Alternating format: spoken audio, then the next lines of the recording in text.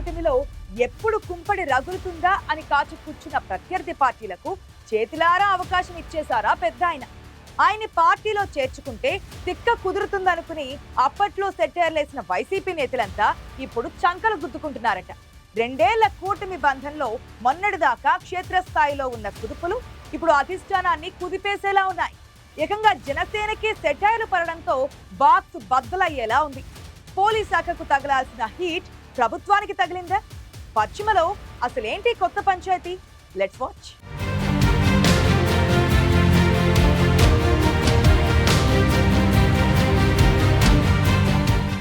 ఏపీలో political heat పుట్టిస్తున్న deputy speaker లక్షల సంఖ్యలో మా ప్రోగ్రాంలను చూస్తున్నారు, కానీ అందులో 15% మంది మాత్రమే సబ్స్క్రైబ్ చేసుకుంటున్నారు. దయచేసి ఐ న్యూస్ ఛానల్ను సబ్స్క్రైబ్ చేయండి. బెల్ బటన్ పై క్లిక్ చేయడం మర్చిపోకండి. Thank you. రఘురామకృష్ణరాజు వ్యాఖ్యల వెనుక మతలబ్ ఏమిటనేది ఇప్పుడు హాట్ టాపిక్ గా మారింది. అప్పుడు వైసీపీని టార్గెట్ చేసి తను టార్గెట్ అయిన RRR ఇప్పుడు జనసేనపై పడ్డారా అన్న చర్చ స్టార్ట్ అయింది. పోలీస్ అధికారి పొలిటికల్ సెటైర్స్ కి కేంద్రంగా మారడంతో ప్రభుత్వానికి తలనొప్పిగా మారుతోందంట. వివాదానికి మూల కారణమైన భీమవరం డీఎస్పీ జయసూర్యకు ఏపీ డిప్యూటీ స్పీకర్ రఘురామకృష్ణరాజుకున్న ఆ బంధం సంబంధం ఏమిటనేది ఇప్పుడు అందరినీ ఈ చర్చలోకి లాగుతోంది. పశ్చిమ గోదావరి జిల్లా భీమవరంలో 3 నెలలుగా క్లబ్బులు నిలిపేసిన ఉండిలో పేకాట స్థావరాలు కొనసాగడమే డీఎస్పీపై ఫిర్యాదులకు కారణమనే గుసగుసలు వినిపిస్తున్నాయంట. వాస్తవానికి భీమవరం డీఎస్పీగా జయసూర్య బాధ్యతలు చేపట్టి 1.5 ఏళ్లవుతోంది. అయితే తాజాగా భీమవరం డీఎస్పీపై డిప్యూటీ సీఎం పవన్ కళ్యాణ్కు ఫిర్యాదులు వెళ్లడం, పశ్చిమ గోదావరి జిల్లా ఎస్పీ అద్నాన్ నయీం అస్మీకి ఫోన్ చేసి డీఎస్పీపై విచారణ కోరడం చర్చనీయాంశంగా మారింది. భీమవరం సబ్ డివిజన్ పరిధిలో పేకాట స్థావరాలకు డీఎస్పీ కొమ్ము కాస్తుండటం, సివిల్ తగాదాల్లో జోక్యం చేసుకుని పక్షపాతంతో వ్యవహరిస్తూ కూటమి ప్రభుత్వంలోని పెద్దల పేర్లు చెబుతూ ఉండడంపై జిల్లా ఎస్పీని పవన్ కళ్యాణ్ వివరణ కోరినట్లు తెలిసింది.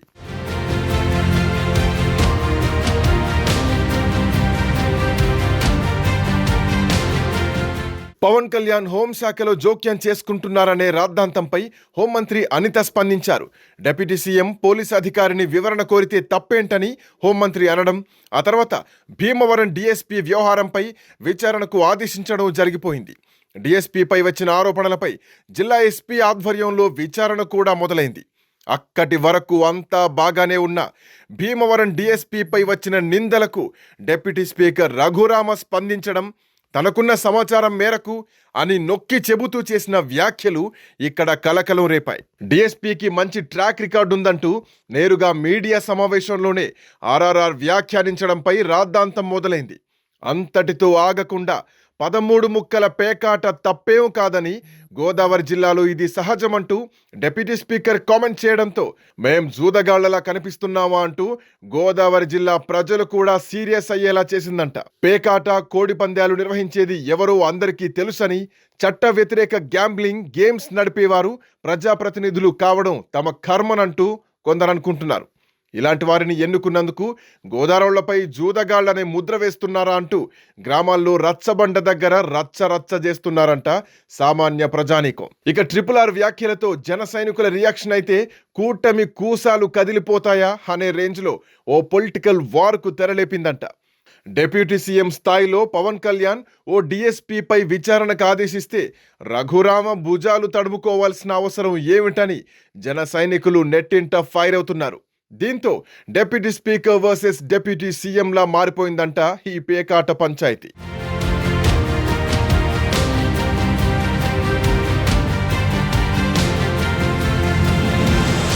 ఆరోపణలు ఎదుర్కొంటున్న డీఎస్పీపై విచారణ జరుగుతుంటే డిప్యూటీ స్పీకర్ హోదాలో హుందాగా వ్యవహరించాల్సిన సీనియర్ నేత ఆ అధికారికి మద్దతు పలకడంతో ఈ విచారణ పక్కదారి పట్టే అవకాశం ఉందన్న చర్చ నడుస్తోంది. విచారణాధికారులు కూడా తప్పుదోవ పట్టించేలా, ఒత్తిడి తెచ్చేలా రఘురామ వ్యవహారం ఉందని సోషల్ మీడియాలో ఆయన్ని కొందరు టార్గెట్ చేసుకుంటున్నారు. జన సైనికులకు మద్దతుగా కాపు కార్పొరేషన్ చైర్మన్ కొత్తపల్లి సుబ్బారాయుడు కూడా రియాక్ట్ అవుతూ రఘురామ వ్యాఖ్యలపై సీరియస్ అయ్యారు. కాయా కష్టం తెలిసిన గోదావరి జిల్లాల ప్రజలను జూదగాళ్లతో పోలుస్తారా అంటూ కొత్తపల్లి సీరియస్ అవడంతో అసలు ఓ డీఎస్పీ కోసం రఘురామ ఎందుకింత స్పందించారని ఆ ఇద్దరి ట్రాక్ రికార్డును బయటికి తీస్తున్నారంట జన సైనికులు. భీమవరం డీఎస్పీగా జయసూర్యకు పోస్టింగ్ ఇప్పించిందే రఘురామకృష్ణరాజు అనే విషయం తీగల్లాగితే డొంక కదిలినట్లు బయటికి తీశారంట జన సైనికులు. అప్పట్లో స్థానిక జనసేన నేత ఓ అధికారిని డీఎస్పీగా తెచ్చేందుకు ప్రయత్నిస్తే అడ్డుపడి రఘురామ జయసూర్యను తెచ్చుకున్నారని, వారిద్దరి మధ్య అంత అవినాభావ సంబంధం ఉందంటూ డిప్యూటీ స్పీకర్ పైనే ఆరోపణలకు దిగుతున్నారంట.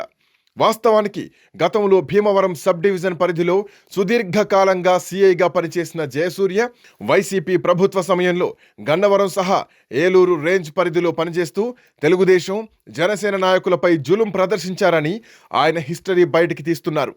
భీమవరం వచ్చాక కూడా రఘురామతో డీఎస్పీకి ఉన్న బంధమే జన సైనికులపై వివక్ష చూపేందుకు కారణమని చెప్పుకొస్తున్నారంట.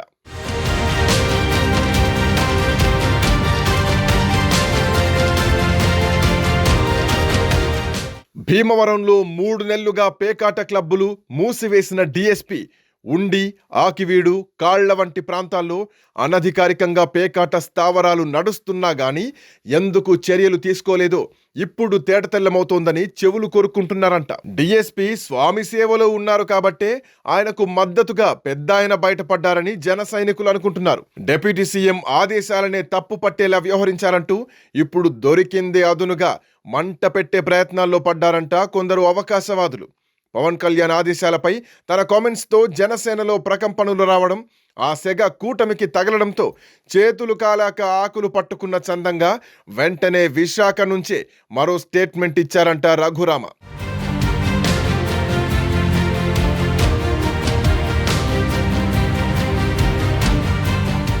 జన సైనికులు తన వ్యాఖ్యల్ని అపార్థం చేసుకున్నారని, తనకున్న సమాచారం మాత్రమే చెప్పానని రాగాలు తీస్తున్నారు రఘురామకృష్ణరాజు. పవన్ కళ్యాణ్కు వచ్చిన సమాచారం తప్పని, ఆయన విచారణకు ఆదేశించడం తప్పని తానెప్పుడూ చెప్పలేదని రఘురామకృష్ణరాజు కాస్త తగ్గినా గాని జన సైనికులు ఇప్పుడు తగ్గుతారా లేదా అనేదే హాట్ టాపిక్ గా మారింది.